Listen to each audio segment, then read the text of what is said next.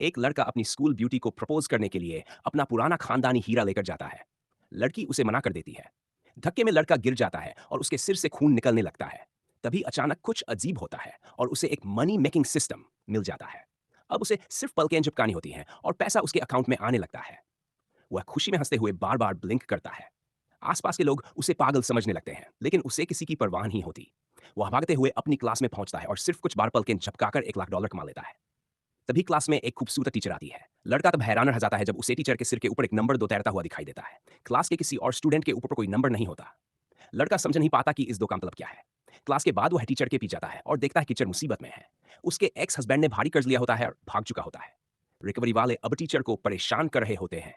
जब लड़के को पता चलता है कि कर्ज $8 लाख का है, तो वह एक पल के लिए घबरा जाता है, लेकिन फिर टीचर की मदद के लिए 3 दिन का वक्त मांगता है और पैसों का इंतजाम कर देता है। टीचर हैरान होती है कि एक स्टूडेंट उसकी इतनी मदद क्यों कर रहा है।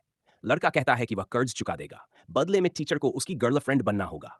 पहले टीचर उसे थप्पड़ मारती है, लेकिन फिर कहती है कि वह उसकी गर्लफ्रेंड बनने के लिए तैयार है। बस स्कूल में वह सिर्फ उसकी टीचर रहेगी। लड़का खुशी से भर जाता है और उसी वक्त वह रहस्यमय नंबर एक रोशनी बनकर उसकी आंखों में समा जाता है। इसके बाद लड़के की पावर अपग्रेड हो जाती है। अब वह किसी भी चीज को देखकर उसकी प्रोडक्शन डेट और असलियत जान सकता है। रास्ते में उसे एक जगह हल्ला दिखाई देता है, जहां एक गरीब आदमी 1969 की लाफिट वाइन बेच रहा होता है। दुकानदार उसे चोर और बेवकूफ समझकर भगा रहा होता है। लड़का अपनी नई पावर से वाइन को चेक करता है और हैरान रह जाता है। वाइन बिल्कुल असली होती है और उसकी कीमत $10 लाख से भी ज्यादा होती है। वह तुरंत उस गरीब आदमी को रोकता है और वह बोतल सिर्फ $5000 में खरीद लेता है। दुकानदार उसका मजाक उड़ाता रहता है, लेकिन लड़का जानता होता है कि उसने मिट्टी के दाम सोना खरीद लिया है।